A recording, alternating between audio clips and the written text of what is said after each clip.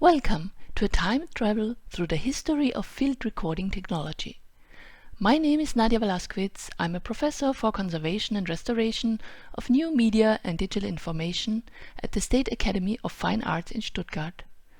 I'm more than happy and feel very much honored for being invited to give the keynote speech for this wonderful event in order to celebrate and honor the World Day of Audiovisual Heritage. I want to thank the organizers for arranging this wonderful symposium, and I wish you a great time in watching all the marvelous contributions. Now let's start. Please follow me to the journey from wax cylinder to digital. It is now more than 170 years that the very first principle of sound recording was invented. It was in 1857 when the Frenchman Edouard Léon Scott de Martinville had the idea to make sound waves visible by attaching a needle to a membrane which was moved over a black paper. The phonograph made sound optically visible, which was the very first step to research and analysis of sound. Here you can see the sound waves recorded by Edouard Léon Scott de Martinville engraved in a black paper. The breaking invention was made 20 years later by Thomas Alva Edison. His idea was not only to record sound, but to make it audible again by the use of a playback stylus in combination with an acoustic horn. This is a picture of the very first Edison's 1877 cylinder tinfoil phonograph, invented by Thomas Edison and built by John Creusy in Menlo Park, New Jersey in December 1877. This historic artifact is preserved and on display at Thomas Edison National Historic Park. The sound pressure is directed to the diaphragm via a recording horn. The diaphragm is coupled with the recording stylus, which is engraving the movement of the sound into the wax. The trace which follows is a vertical cut on a cylinder. The anthropologist Walter Fewkes was the first person to use a phonograph to record indigenous people for study. Fewkes cylinder recordings, 30 in total and made in Calais, Maine, are considered to be the first ethnographic recordings produced in the field, as well as the first recordings of Native American music. The cylinders are held by the American Folklife Center at the Library of Congress.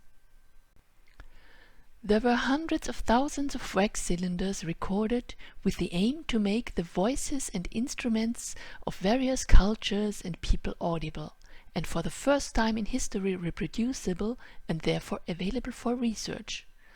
Large collections are housed, for example, at the Library of Congress, at the Archives of Traditional Music of the Indiana University, at the Berlin Phonogrammarchiv, and at the Institute of Ethnography and Folklore Constantin Brailoiu of the Romanian Academy of Sciences in Bucharest, and many, many more are existing. In the early days of cylinder recordings, there was a huge advantage because every replay of a cylinder was combined with a dramatic loss of signal quality. There was only one possibility to copy a cylinder, and this was the so-called pantograph, a mechanical coupling of the playback stylus with the recording stylus of the next cylinders. So artifacts were copied from one cylinder to the next, while the original became worse and worse in quality. On the left side you can see the machine working on the copying process, and on the right side you can see the inventor of this copying machine, Gianni Bettini. It was in the year 1887 when Emil Berliner invented the gramophone. The cutting stylus is moving laterally, so we're talking about a lateral cut, while the cylinder is recording vertically, and this is the principle of this system. The sound pressure captured by the recording horn is directed to the diaphragm, and the stylus is mounted in a 90-degree angle so that the track recorded moves laterally.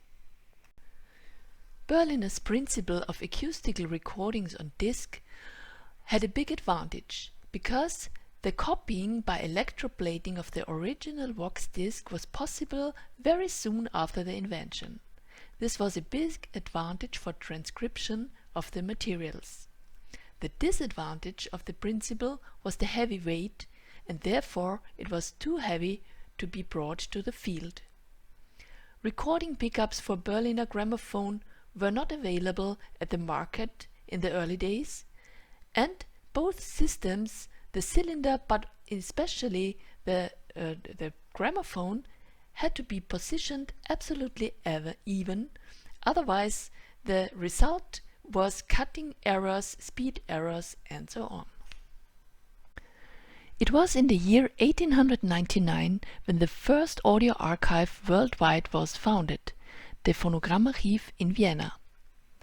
The archive created its own recording machine, the Wiener Archivphonograph, a combination of the vertical cut on disc of both principles. On the right side you can see original wax discs, copies, and a matrice. The system had the advantage that easy copying was possible by recording on a disc. Very important collections, such as the collection of Rudolf Bölch and many others, have been recorded with this recording principle. The next step in the history of recording technology was electrical recordings on discs. On the left side you can see the professional Neumann disc cutting machine, and on the right side you see something which was called a portable version, which was used for the recording of instantaneous discs. As you can see, the device is not really very portable, it's very heavy, had to be positioned absolutely leveled, and it was not easy to be used in the field.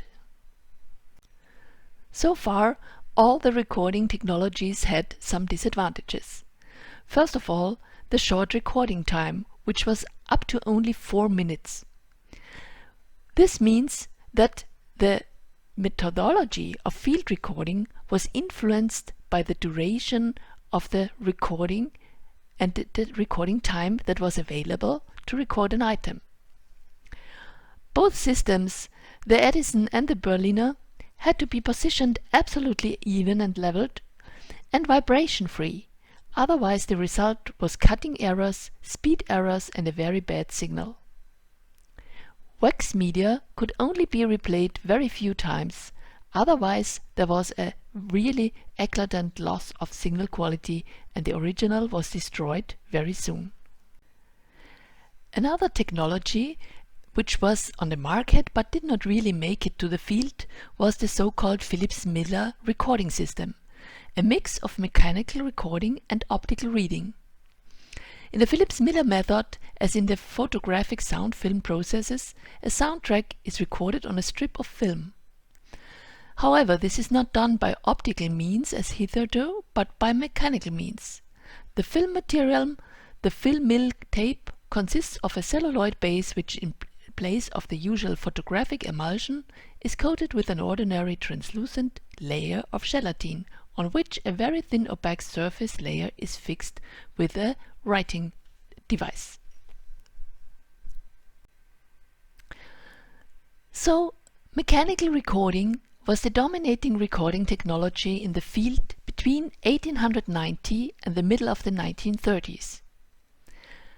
The alternative system of magnetic recording needed nearly 50 years to be established, and 10 years later was published in a well-known journal without reflection, The Electrical World, brought the article Some Possible Form of Phonograph by Oberlin Smith already in the year 1888, so only 11 years later than Edison. And the technology needed another 10 years, until 1898 to 1902, to be realized by Waldemar Paulsen and his employees. At that time, he was able to describe magnetic recording on media such as wire, steel tape, and even already on hard disks, on a magnetic disk. So magnetic hard disk, the preferred storage medium until now, is the invention of the year 1903. The recording on wire had a big advantage, because for the first time in history, the recording time could be extended to around an hour. And this was really very valuable for field recordings. Here you can see the famous Webster model of the wire recorder, and quite large collections of wire recordings with ethnographic content exist in various countries, for example in China. But the technology had also a huge disadvantage, and the disadvantage is the handling of the wire. Once tangled, it can take up to a week to detangle a wire. Breaking of the wire is a problem, as well as the twist of the material during the recording process. So all in all, the wire recording, although in later times miniaturized equipment existed, was not an ideal recording medium for the field. The disadvantage of the early magnetic recording systems was that all of them had very low playback level due to the lack of affordable amplifiers. This situation changed substantially with the extension of radio broadcasting and certainly with the invention of amplifiers. It was the invention of magnetic audio tape which influenced significantly recording technology and made magnetic recording available for field recording as well. It was in the year 1930 when Fritz Bleumer patented a magnetic tape on the base of paper. Bleumer was a manufacturer of cigarette paper, and he was able to cover and fix magnetic particles on a paper carrier. Together with the next relevant invention, the magnetic recording and playback head, which was invented in the year 1933 by Eduard Schüller, magnetic recording could be introduced as a professional system of high quality for recording. It was in the year 1935 when AEG, die Allgemeine Elektrizitätsgesellschaft, was able to launch its first magnetophone, model K1, to the market. Here you can see the complete setup of the magnetophone K2, the next development step. On the left side you can see the loudspeaker, in the middle this is the amplifier section, and in front you can see the microphone. It was in the year 1939 when AEG, die Allgemeine Elektrizitätsgesellschaft, developed the magnetophone model K4, a very important machine because it was transported to the field several times for recording. In this table you can see an overview of the earliest magnetic tape collections which were recorded in the field. This was 1936 Wolfgang Sichert, who recorded in Switzerland, 1939 Leandro Mazzoni, who recorded in Albania, 1939 and 1940 Armando Lessa recorded in Portugal, and in the years 1940 to 1943 Alfred Quellmalz, who recorded in southern Tyrolia and created one of the largest historical field recordings on magnetic tape. Another example I want to bring to show the importance of audio archiving and restoration for research accessibility is the digitization of the collection Armando Lessa. Armando Lessa was an important personality of the Portuguese cultural life of his time. He was a composer, musician, ethnomusicologist, and a conductor. His very special interest was focused on the Portuguese folk music, and so he carried out a field research project between 1939 and 1940 in cooperation with the Portuguese radio. Thus, a unique collection resulted, with 416 recordings on 62 magnetic tapes, including a big number of written documentation, pictures, and many other documents. These are the first known magnetic tape recordings documenting rural musical practices from Portugal. Despite the limited time that he had to carry out the project, the difficulty of transportation and limited access to electricity, Armando Lessa completed his mission successfully. Here you can see the weight of the total setup. 57 kilograms was the machine, 20 kilograms the preamplifier, and about 20 kilograms the loudspeaker.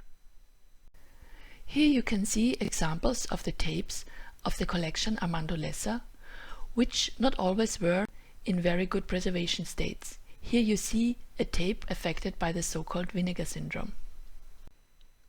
In 2008, the Institute for Ethnomusicology of the University of Lisbon started a project to make this unique collection available for research and publication, and I was responsible for the restoration and digitization of this collection. The project, finished 2011, contributed to a better understanding of the documentation of music from rural areas in Portugal by making available heretofore inaccessible recordings. This is an example of this collection, here in the original shape and after restoration and digitalization. This incredibly valuable collection is now fully digitally available for access and research, and several articles and books have already been published. And here is an example.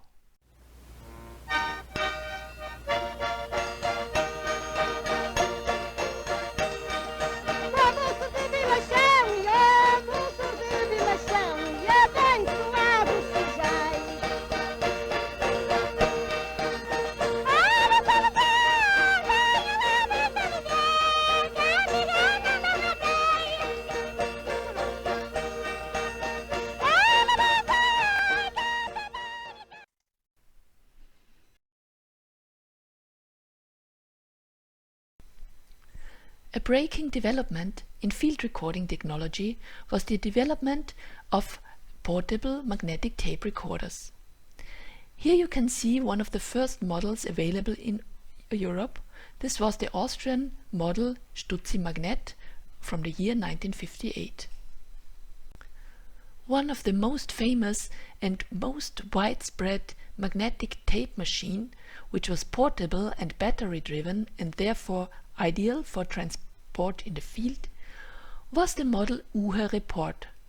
This machine has been produced for nearly 40 years in the time span between 1961 and 1999.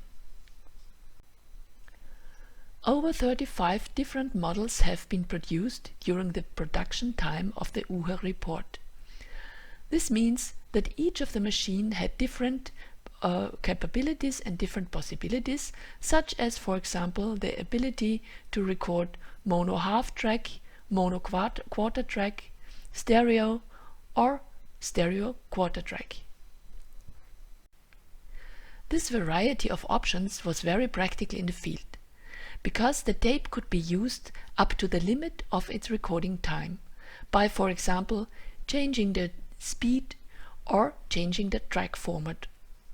So this also creates some practical problems, because the structure of the original tape can be quite different from the structure you need if you want to create an archival copy, either in the analog or in the digital domain.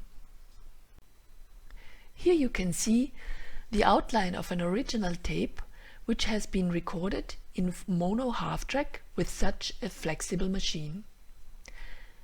Channel 1, for example, shows several parts of the recording with speed changes at different positions. Channel 2 is recorded in the opposite direction and shows different parts and different speed changes at other positions. If such a tape is now transferred to digital, the files have to follow the speed changes of every track, because only then it can be guaranteed that the equalization is correct and the transfer is made in a best possible way. This is a very time-consuming process, and also the need of specified machines which are able to provide the track formats and the speeds is a problem, and such machines are really not easy to find if the quality should be sufficient. Another development of portable tape machines was the Nagra SN, a tiny pocket-sized portable analog tape recorder, battery-driven and of high quality, being able to record in mono full track or in a later stage even in stereo.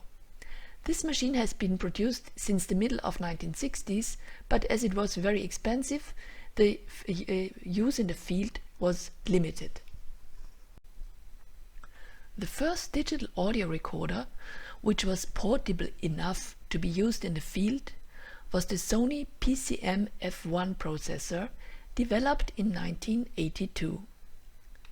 This machine was able to record digital audio on a video cassette, on a Betamax cassette in this case.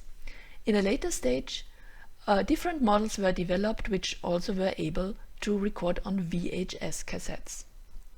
The machine consisted of 4 parts.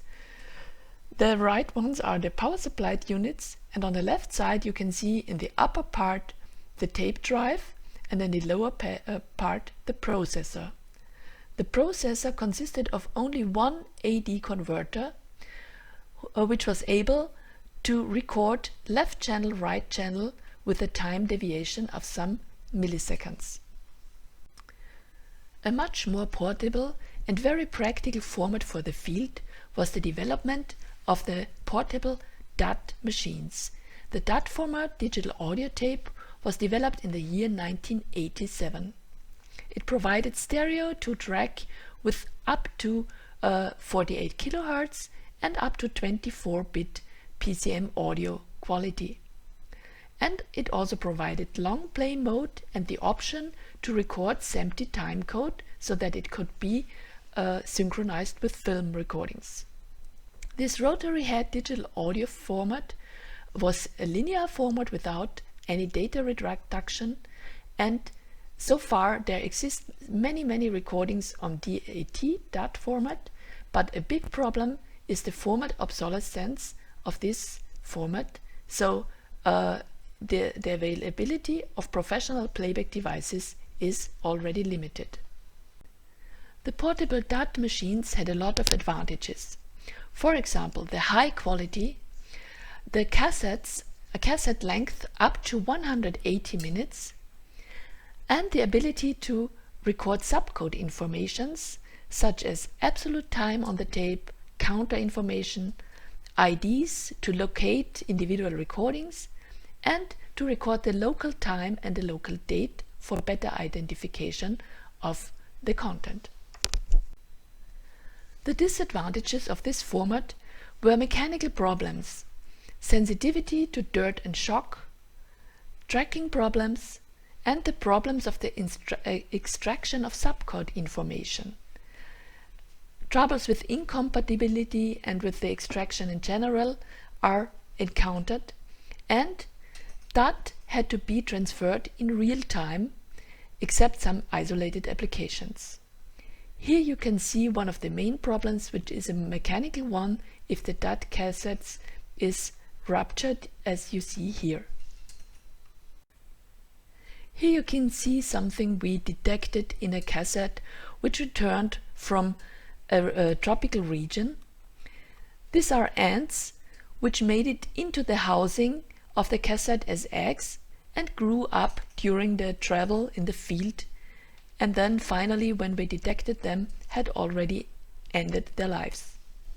We could clean this tape and transfer in a very good quality, fortunately, but DAT tapes are very thin and have a very high data density, so any contamination is critical to the signal quality. Another early digital device I want to introduce to you is the Nagra D, developed in 1992. This was an open reel computer-controlled 4 or 2 channel 24-bit rotary head digital recorder. It was very professional, but the portability is a little bit questionable. It was quite high, had a very high price, was usually used for professional film production, but also for documentary films and ethnographic documentations. But the problem with this format is that it is a proprietary format, and format obsolescence is really problematic because playback machines are nearly not available anymore. In the same year, another format was introduced, minidisc. A cheap, small, easy-to-handle device, very portable and widespread, and it seemed to be a good solution for field recording. But the disadvantage of the format is that this was the start of the data-reduced formats. The signal was ATRAC encoded, which means Adaptive Transform Acoustic Coding, a form of lossy codec which created a pseudo-linear 16-bit PCM signal at the output, and that this was the start of the data reduction codec. Data is thrown away irretrievably, and it also creates artifacts. I now would like to show you examples for lossy compression artifacts. Lossy compression has been used, as already outlined, in minidisc, but is now very popular in MP3 formats. So artifacts of data reduction in the time domain. This is an instrument called tutuhau, a bamboo tube zither which is struck and has 2 idiochord strings. It was recorded by my colleague Christiane Fennes-Juhas in NIAS in 1991. Here you see the linear recorded signal. On the left side you see one stroke of this instrument, and you see that the attack is very, very sharp. Here you can see the artifact of the lossy codec in the time domain. It creates a transient response which is around 40 milliseconds longer than the original linear recorded signal. But it is not only the time domain but also the frequency domain that is affected by lossy compression artifacts. Here you can see another example, the so-called Duri, a bamboo tuning fork recorded by my colleague Christiane Fennes at the same field research in NIAS in 1991. Here you can see the linear original signal with a frequency response up to 15-16 kHz, and no very sharp signals are visible. Here you can see the digital signal, the data compressed signal. The lossy compression creates artifacts which are not visible in the spectrum of the linear signal. This is created due to the fact that data trash that is created during the reduction process has to be positioned somewhere in the spectrum, and it's hidden in a psychoacoustically less audible position with high energy of the signal, and this creates sharp frequency responses and artifacts in the frequency domain which are not visible in the originally linear recorded spectrum.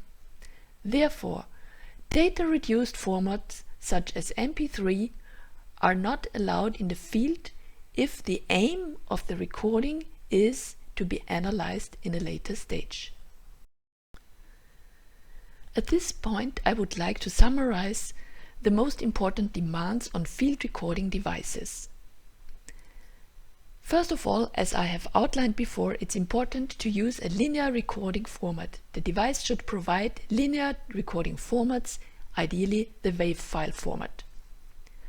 It should be as small and light-weighted as possible, but also rugged and with a clear design which makes an easy handling possible. It should provide long recording time when battery supplied, and it should also make possible a fast and simple data transfer, a simple data duplication, and easy data transcription in the field. And additionally, it's very good if this field device has an inconspicuous design due to the risk of theft.